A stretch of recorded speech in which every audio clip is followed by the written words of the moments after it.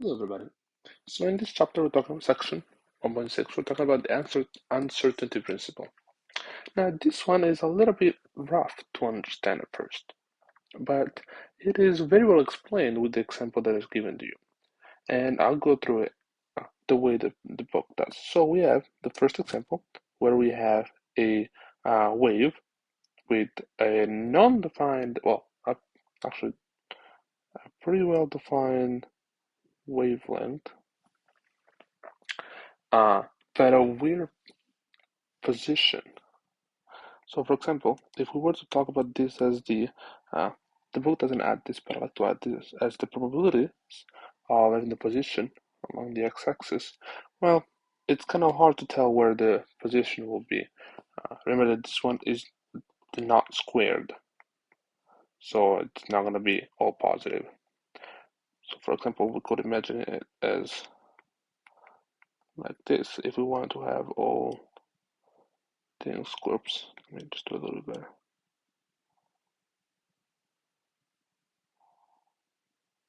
So if we were to find, for example, the position of the particle, well, it's kind of hard because it might be here, small likely to be found here, but it's not likely to be found here, but it could also be found here or here or here. There's all good points where it can be found. But instead, the wavelength can be pretty well defined. As you can see, you can say that this is the wavelength. Instead, if you were to have another wave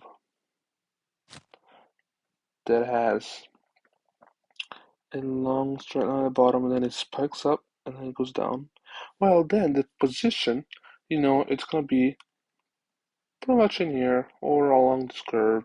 It's a pretty safe bet. But what is the wavelength? We can't really calculate it because we don't have a period. We don't have a whole period. Sorry, here actually the wavelength would be something like this. That was my mistake.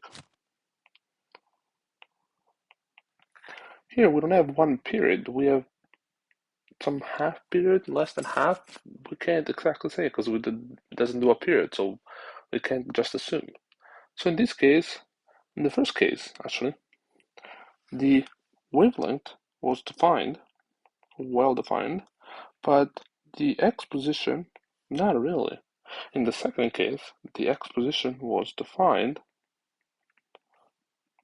but the wavelength, not really. And the same concept that goes into the uncertainty principle. So since we know that the momentum is given by is affected by the wavelength, which is equals to h over wavelength. We know this is affected by the wavelength, as you can see at the bottom. So a more defined momentum gives us a less defined position, while a more defined position gives us a less defined momentum. And this is proven by by by um, by experiments. That is, so the standard deviation of the position times the standard deviation of momentum is going to be greater or equal to our h naught, h bar over 2. And um,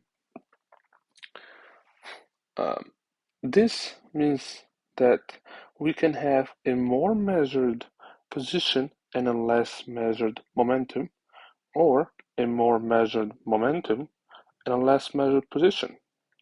And also, one thing you have to remember is that this part here is a greater or equal. It's not an equal.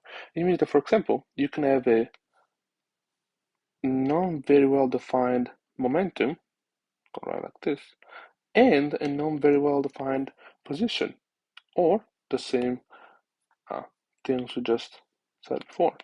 So these are the three cases that we can have.